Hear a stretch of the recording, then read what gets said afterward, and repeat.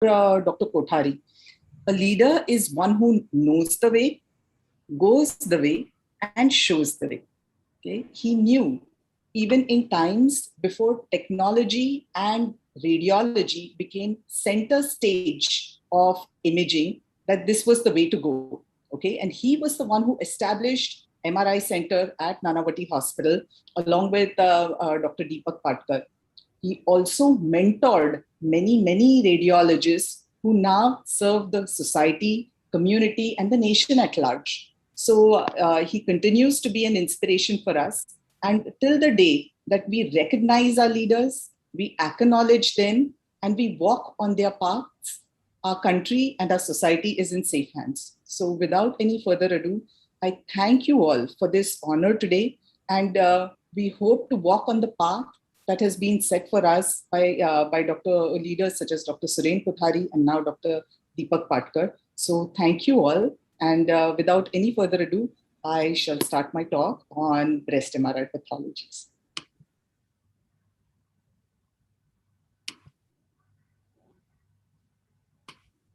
Nitusha, can you see my slides? Yes, ma'am. I can see them. Yeah. Yeah. So this is to Dr. Suren Kothari. Our heartfelt gratitude for being a wonderful teacher, professor, leader, visionary, and mentor to many. Today I'll be speaking about MRI in breast pathologies. We will use a case-based approach. Now, for the last few weeks, all of you in the audience, 1,100 of you in the audience, have been learning many things about the utility of MRI in various systems of the body, okay? Breast is a small part, but before I end this talk today, I would like to discuss just two things with you. The two main enhancing patterns and what is it that we are supposed to think about when we see those enhancing patterns on breast MRI. Okay, the first pattern is asymmetric non-mass enhancement, and the second pattern is an enhancing mass. What does it mean to us? How do we correlate these findings with the clinical signs and symptoms? Okay. A radiologist is considered a good radiologist only if we can put 2 and 2 together, which is the clinical findings or clinical signs and symptoms with what we see on imaging. Otherwise, we are lost, our clinician is lost, and then technology doesn't make any use to our patients, okay? We do not want to be those radiologists. We do not want to be the ones who say clinical correlation recommended. We want to be the radiologists who clinically correlate and put our thoughts in there. Having said that, we also have to recognize the strengths of the modalities that we use and the weaknesses and how we can overcome those weaknesses. So what are we going to do in this talk? We are going to look at three things. What is the clinical presentation? Based on those clinical presentations, what is the MRI finding that we saw? And what is the pathology that we suspected? Okay. Before going further, let's understand one basic thing about breast MRI. When we do breast MRI for finding pathologies in the breast, it is always contrast enhanced breast MRI. And the way we acquire it is dynamic contrast enhanced, means the gadolinium is injected and dynamically images are obtained. I won't go into the technicalities of how we obtain a breast MRI today because that is not the purpose of the talk, but knowing this basic is very important before we go further. What happens is, if there is any kind of tumor growth, benign or malignant, okay, there is neoangiogenesis. To support that tumor growth, there are new blood vessels that form in that area, okay? But these blood vessels are not perfect. They're leaky vessels, okay? Therefore, the contrast agent, which is the gadolinium, gets pulled in that area of new tumor growth, and it can be sometimes leaky. So it disappears also fast enough. And this is the principle on which we try to find abnormalities on breast MRI and come to a conclusion, okay? Tumor develops randomly distributed small new vessels. They're more permeable, and that results in tumor enhancement. When there is tumor enhancement, also remember breast, like the uterus, is under direct influence of hormones. And this hormonal influence will cause background parenchymal enhancement. There will be a certain amount of enhancement in the normal breast tissue also, but that is usually symmetric and bilateral, okay? Whereas in the region of the tumor, there will be early enhancement and there will be rapid enhancement. So based on this principle, we use subtraction, which means first we obtain non-contrast images and then we subtract the contrast enhanced images. So whatever is typically symmetric and whatever is present bilaterally will get subtracted most of the times, and whatever residual abnormal enhancement will be seen on those subtracted images, okay? And that is what we try to detect, okay? It has a very high sensitivity, close to 100%, but lower specificity, which means along with cancerous and precancerous lesions, some of the non-cancerous or benign lesions are also going to enhance, okay? And therefore, we want to be careful. We do not want a patient, a woman, to undergo any kind of breast intervention in the forms of surgical intervention without knowing the diagnosis of that enhancing lesion. That is one point which is very important to understand. Okay, so without further ado, I'm going to show you a whole bunch of cases here, about 7 to 10 cases, so that this point is understood properly. Here is a 44-year-old. She complains of spontaneous, bloody, left nipple discharge since 1 month. The mammogram looks pristine. It is a predominantly fatty mammogram, okay? I don't see any abnormality, no microcalcifications, no masses, no architectural distortions, there is no skin thickening, there is no nipple inversion. It is a high quality, pristine mammogram. However, patient has a new symptom. So do not ignore that new symptom. And the symptom is new onset, bloody, left nipple discharge. How do we problem solve in a case such as this? Okay, so we go ahead and do a focused ultrasound of the left retroareolar region. We still do not find any abnormality. Okay, now how do we problem solve? What do we tell the patient? What do we tell the surgeon? Go ahead and have a surgery, but we don't see any abnormality. Is it right to subject the patient to the surgeon's knife without exactly knowing what is going on in this case? Not really. So do we have any problem-solving tool? Yes. Remember, when we do a mammogram and ultrasound, we're doing structural imaging. When we do a contrast-enhanced MRI, we're doing functional imaging, which means if there is any tumor growth and there is neoangiogenesis, contrast is going to pool in that area. And we are depending on that principle. Okay. On contrast-enhanced MRI, what do we see? This is what we see. We see linear non-mass enhancement in the left retroareolar region. It is within the duct. Okay, this is the area that we see. Okay, and therefore the patient is experiencing bloody nipple discharge. When we see an area such as this with the clinical symptom of spontaneous bloody nipple discharge, what do we suspect? The two most common things are intraductal papillomatosis or DCIS. Okay, can they coexist? Well, 85% of the times, benign intraductal papillomatosis will, papillomas will just be benign, but 15% of the times they will be associated with DCIS or a small invasive cancer. Therefore, in this case, we need a diagnosis.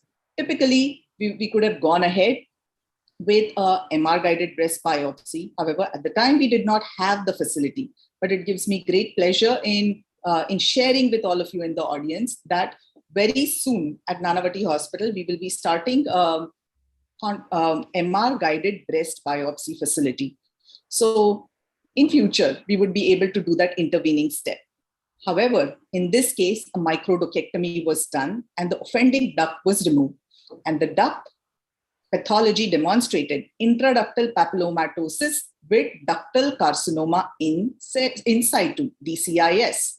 So we were able not just to problem solve with contrast-enhanced MRI, but also find this lesion early enough. if we would have said everything is okay based on the mammogram and ultrasound findings, 1 year or 2 years later, she would have come with an invasive cancer, probably a papillary cancer, invasive papillary cancer with skin involvement, and a more extensive surgery would have had to be performed for this patient. So with the help of contrast enhanced MRI, we were able to do a timely diagnosis. Okay. Next case.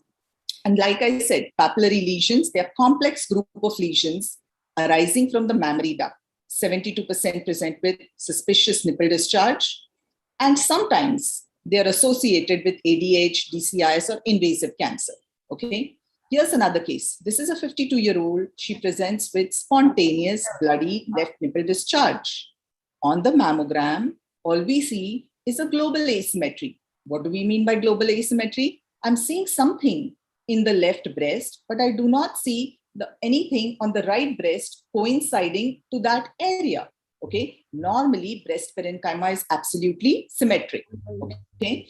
So in such a case, what do we do? But I don't see any mass. I don't see any microcalcifications. I don't see any architectural distortion.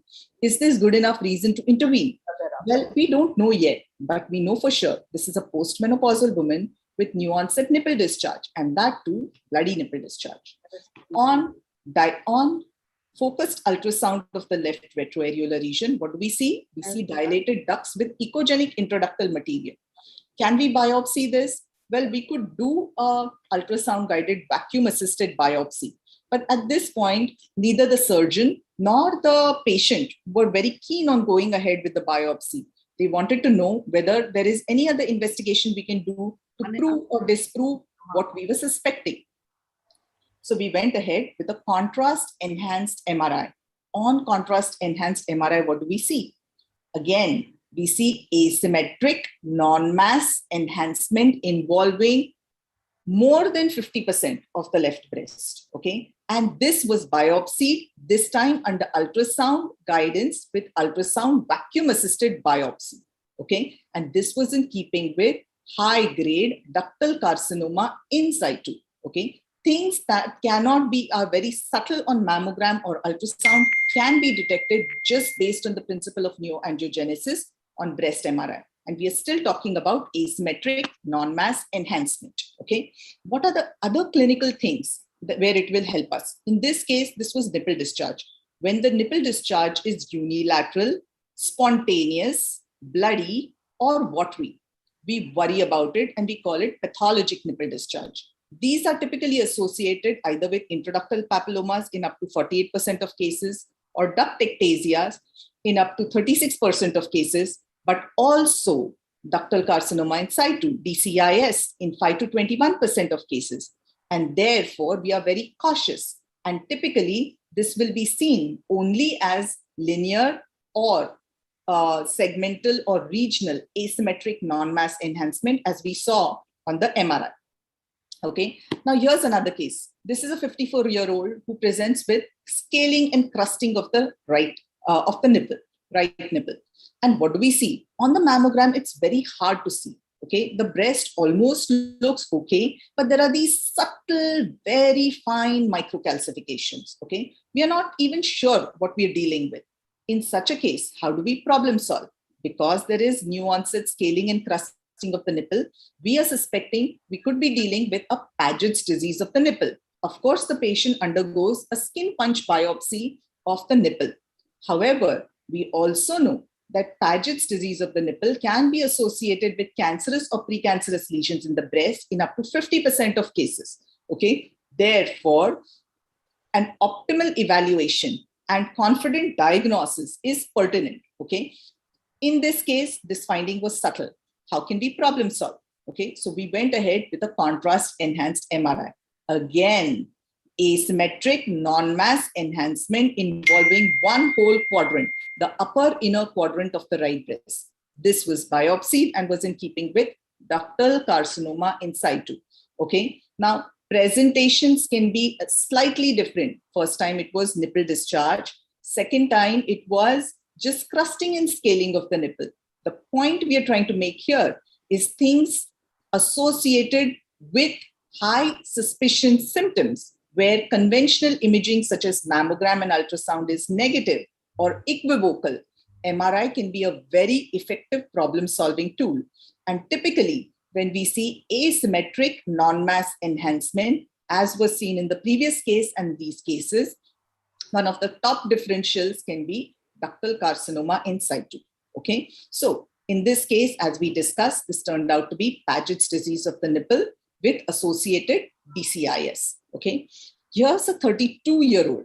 Now, this is a patient who had a mass in the right breast, and it was extensive. Okay, it involved more than one quadrant. It involved large area of the breast. Although she was 32, the possibility of saving the breast was not possible. Therefore, she underwent right mastectomy and prophylactic left mastectomy also. However, it was a skin sparing mastectomy that was done. When they do a skin sparing mastectomy, the small sliver of the subcutaneous tissue and the nipple areolar complex is left behind so that an implant can be inserted and the patient feels like, cosmetically fine after the surgery, okay, as she's so young. In such a case, how do we follow up these patients? That can be particularly challenging, okay. After the biopsy, after the mastectomy is done, can we do a mammogram? The implant is in place. Will we be able to see enough? Implant per se is not a contraindication for doing a mammogram, but with the implant in place and a small sliver of subcutaneous tissue present, are we able to evaluate properly? That is the question. The patient presented with new onset palpable nodularity. Okay, it was not possible to identify what was going on the mammogram. Therefore, we did a contrast enhanced breast MRI. And what do we see?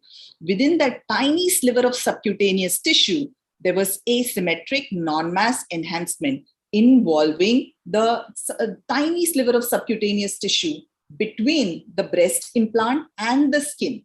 Okay, and this was all in keeping with DCIS. Okay, and this was anterior to the implant. She had a revision surgery, but before we did the revision surgery, we wanted to know, would we be able to see this on mammogram? We did a compression spot magnification view, and you can see in this area subtle, very subtle pleomorphic microcalcifications. Sometimes when we just do a mammogram, these microcalcifications may not even be seen. Here we had done spot magnification views, remember, with a smaller focal spot and a magnified image. Just because we had found something on MRI, we were able to correlate this finding on a mammogram.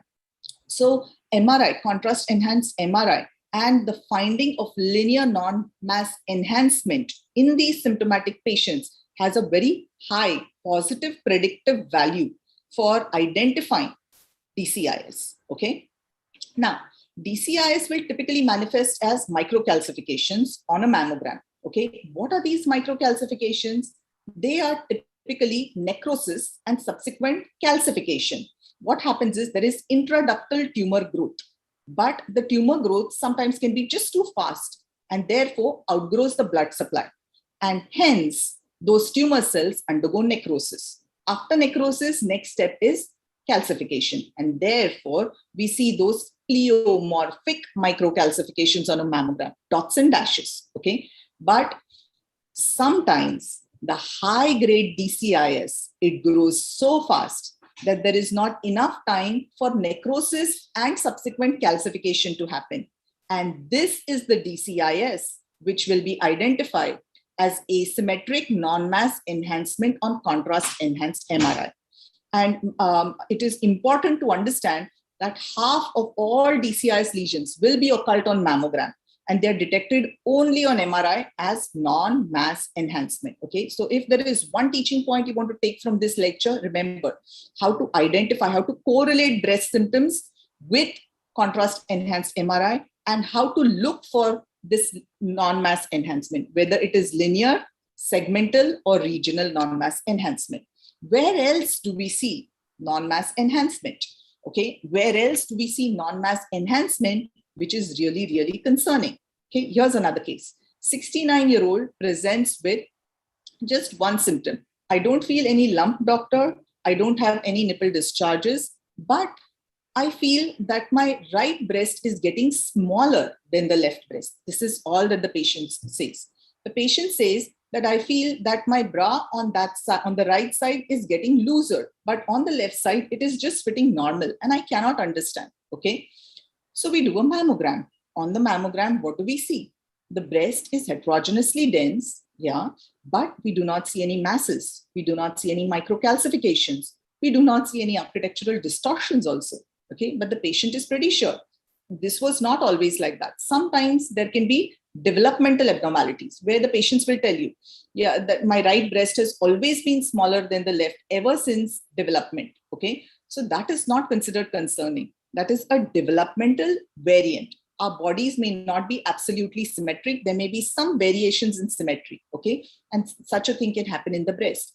But when there is new onset shrinking of the breast, we are concerned. Why are we concerned? I'll come to that in a minute.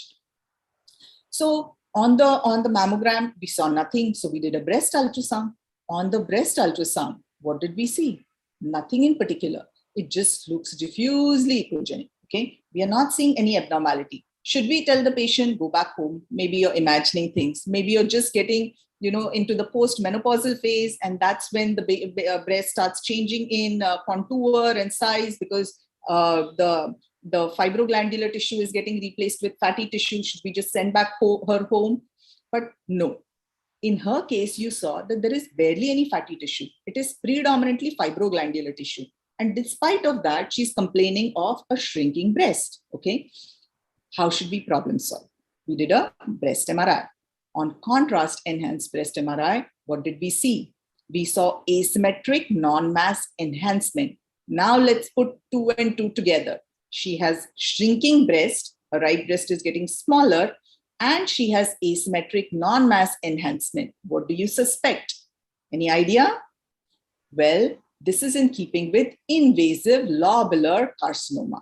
Okay, these are the cancers that grow along the Cooper's ligament. Okay, the breast is supported. The breast, the stroma and the fibroglandular tissue is supported by Cooper's ligament. On ultrasound, you see them as white lines where they meet. Okay, so these cancers, they don't typically cause masses in that classic spiculated masses with desmoplastic reaction. These grow in that single Indian file pattern along the Cooper's ligament. And therefore, neither on the mammogram nor on ultrasound, you will see a mass. But when you do a MRI, you will see a non-mass enhancement in a regional or a segmental distribution. And this is exactly what we saw. But these are very, very sleazy and very, very scary cancers because they can be easily missed on mammogram and ultrasound. And oftentimes, these patients directly present to us with either leptomeningeal mets or peritoneal mets because the cancer just did not get diagnosed. Okay, so being aware of this sign of shrinking breast is important in older women, and knowing what shrinking breast will look like on your conventional imaging and on MRI is important. Asymmetric non-mass enhancement associated with a shrinking breast is a sign of invasive lobular carcinoma. Here's another case. This time, this is a 46-year-old who presents with a new onset palpable lump in the right breast. Have a good look at this mammogram. Okay, have a good look, see as much as you want to. Do you see any abnormality in the right breast? It's a pristine mammogram. It's a high quality digital mammogram. Okay, what do we see on it? Predominantly fatty tissue. A very little fibroglandular tissue, but I don't see any abnormality. Are you seeing any masses? Are you seeing any microcalcifications? Are you seeing any architectural distortions? None of the above. Okay, but the patient is confident that I definitely feel a lump. She's a doctor herself. Okay, so she tells me that Shilpa, you know what? I've never felt this before, and this is new. Okay, so we do an ultrasound. On ultrasound, what do we see? No definite mass, just diffuse shadowing. Okay, one mind says that should I go ahead and biopsy? But my second mind says that what if I miss this, whatever shadowing is? After the biopsy, I'll be back to square one if it comes back negative, simply because it would simply be doing like a blind biopsy. Okay, therefore, what do? We decide to problem solve. How do we problem solve? We problem solve by doing a contrast enhanced MRI. And what do we see? Again, the same old asymmetric non-mass enhancement. And remember, which are those sleazy cancers that give rise to asymmetric non-mass enhancement? Invasive lobular carcinoma. Okay, again, I'll remind you, they grow along the Cooper's ligament. Therefore, on conventional imaging, sometimes you may not see it. You have to be listening to your patient. You have to be talking to your patient. You have to be a clinical breast radiologist to come to a diagnosis. Only when you put the 2 and 2 together, you will be able to come to a diagnosis. The patient has a symptom. Nobody likes to go to the doctor. Trust me, there are very few people who have the habit of picking themselves up and going to the doctor again and again. Okay, to make a visit to the doctor, you really have to be having something, especially in these COVID times. People do not want to go to the hospitals or clinics. Okay, if the patient has come to you with a sign or symptom, remember, be cognizant of the fact that you have to correlate the clinical signs and symptoms with your investigations. You will be a good radiologist if you know the strength of your investigation, of your modalities, but you also know the weakness of your modality. And that does not make the modality bad. It just means that we are not all perfect. We are not all in true life also, just like our technologies. We are not good at everything, right? We're good at few things. So the same thing for our technologies. The mammogram is good at finding a few things. The breast ultrasound is good at finding few things, but MRI has its own role in finding things where conventional modalities fail us, and having that knowledge when to do it. Don't do it for every case, because then nobody is going to trust your word, but do it when it is absolutely essential. And this is one such case. And after you do it, you should know how to correlate your findings. If you're seeing this, do I have to pay attention? Yes, I have to pay attention because I see asymmetric non-mass enhancement. This was biopsied and the patient eventually had a mastectomy. Okay, so talking about invasive lobular carcinomas, they account for 10 to 15% of all breast malignancies, of which 10% present as shrinking breast. And there is no other word to describe this. These are really sleazy cancers. They can be occult on mammogram and ultrasound until advanced stage and typically seen as asymmetric non-mass enhancement on MRI.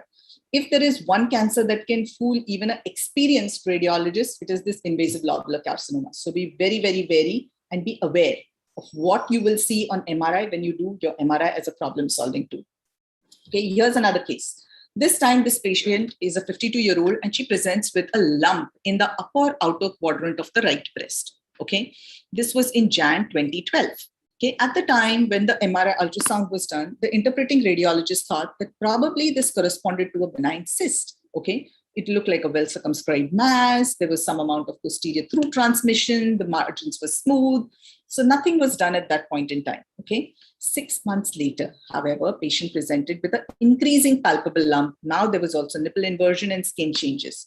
We're seeing some changes definitely on the mammogram.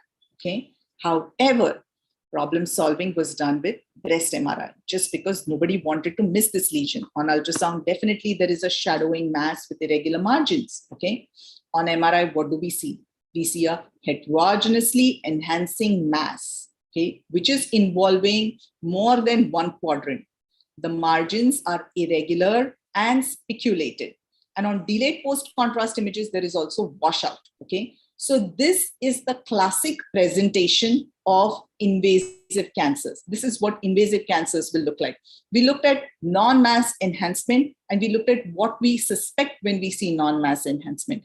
When we see enhancing masses, we apply the same rules that we would apply when we see a mammogram or a breast ultrasound as far as morphology of the mass is concerned. What do we mean by morphology? Well, is it round? Is it oval? Or is it irregular? Okay, that is the first thing. What does the margin look like? Is the margin smooth? Is the margin irregular? Is it spiculated? Is it microlobulated? And what does the enhancement pattern look like? Is there rapid enhancement on early post-contrast images followed by washout?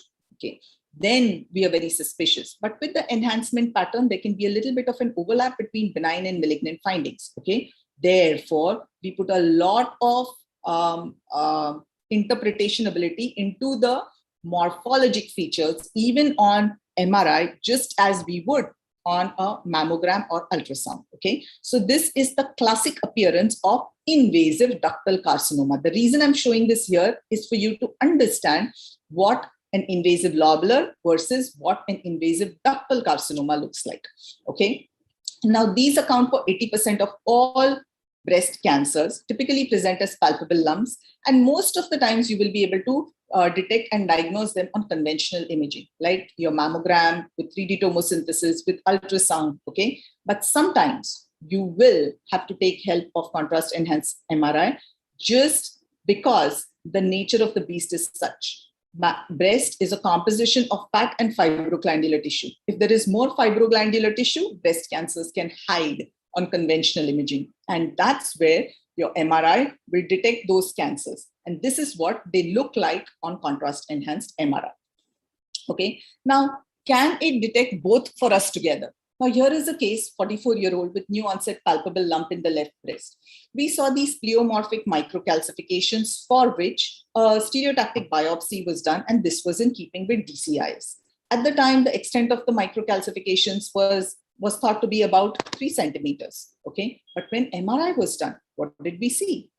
We not just saw the non-mass enhancement corresponding to the pleomorphic microcalcifications, but we also saw enhancing masses anteriorly, multiple of them, the largest being in the left retroareolar region, which was also biopsied, and this was in keeping with invasive ductal carcinoma with associated DCIS posteriorly, and now the total extent was about 8 centimeters. So there can be multiple things going on in the breast at the same time. In this case, we unfortunately for the patient, it was invasive ductal carcinoma along with DCIS, and both was proven, and that's how she underwent a mastectomy. However, life is not this simple all the time when it comes to contrast-enhanced MRI.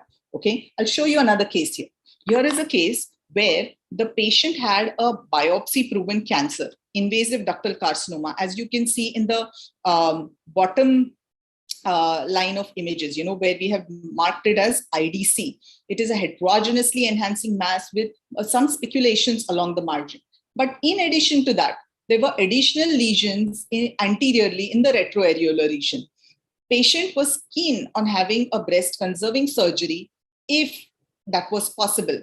In such a case, how do we prove or disprove that this is cancerous? The additional lesions that we were seeing in the retroareolar region were cancerous, precancerous, or non-cancerous. There is no choice but to have biopsy. Where possible, we have a targeted second look ultrasound and ultrasound-guided biopsy. But where it is not seen on targeted second look ultrasound, it becomes mandatory to have a MR-guided breast biopsy. In this case, there were 3 types of pathologies which were coexisting, and all 3 were benign. The 3 additional lesions in the left retroareolar region were sclerosing adenosis, intraductal papilloma, and fibroadenoma. All 3 of them can look as well circumscribed, progressively enhancing masses. Sometimes they can be hyperintense on T2, and sometimes they may not be, okay? And in cases where there is an existing cancer, there can be an overlap. Am I dealing with a smaller satellite lesion, or is this a benign lesion? Should we subject the patient to a mastectomy based on this finding? Well, if this patient would have had a mastectomy because we interpreted this as could be satellite lesions along with the biopsy-proven IDC, she wouldn't have been a happy camper because she was keen on a breast-conserving surgery.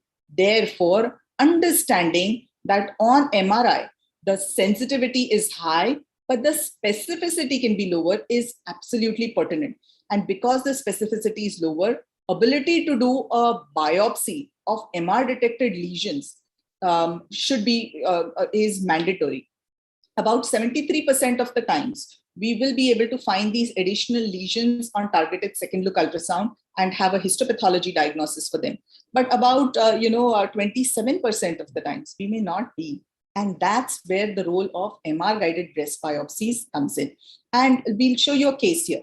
Now, this is the last case I'm showing, okay? So here is a case where the patient presented with a new onset nipple inversion, okay? On ultrasound, the left retroareolar region can be particularly hard to see because there is inherent shadowing from the nipple areolar complex. So the first time when we did the ultrasound biopsy, all we saw was fibrous tissue with ectatic ducts, okay? But the patient is saying this is a new onset nipple inversion. I have never had an inverted nipple. Now, there can be cases where patients have chronic unilateral nipple inversion. But in those cases, patients will clearly tell you, I have not even been able to breastfeed my child from that side simply because my nipple has always been inside.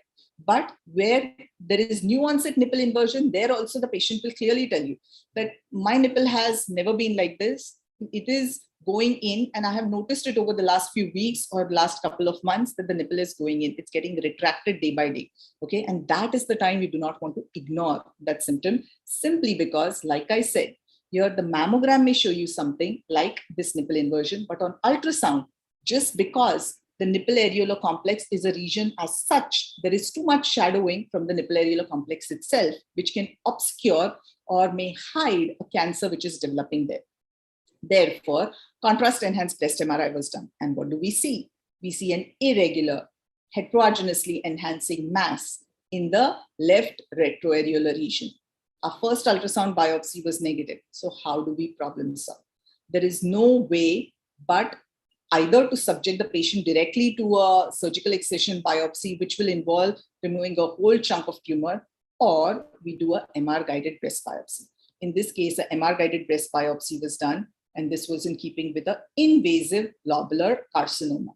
Okay, and with this diagnosis, the patient underwent a breast conserving surgery. So, in summary, contrast-enhanced MRI is an invaluable problem-solving tool in symptomatic as well as high-risk patient. However, optimal imaging technique and protocol, experience and expertise in interpretation, and biopsy facility is a must, simply because there can be an overlap between malignant, pre-malignant, and benign findings. Okay, with experience and expertise, we get better at it, at interpreting as well as doing targeted second look ultrasound and biopsies. Having said that, remember those 27% cases which will require additional biopsy facility. And like I said earlier, I'm very happy to say that with the support of Dr. Deepak Patkar, we are able to start this very soon at Nanavati Hospital. So thank you very much. And I dedicate this talk to Dr. Suren Kothari, Dr. Deepak Patkar, and the entire team at Nanavati. Thank you, Mitusha. Thank you, Dr. Malin. Thank you, Gauri. Thank you, Shilpa ma'am. If there are any questions.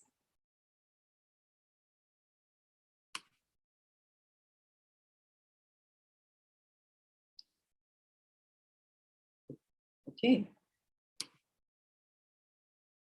Invasive ductal cancer can also present as non-mass enhancement on breast MRI. How to differentiate invasive ductal cancer from invasive lobular cancer? That happens very rarely. There is a question here that invasive ductal cancer can present as non-mass enhancement. If there is associated non-mass enhancement with the enhancing mass, it means there is an invasive cancer with associated DCIS.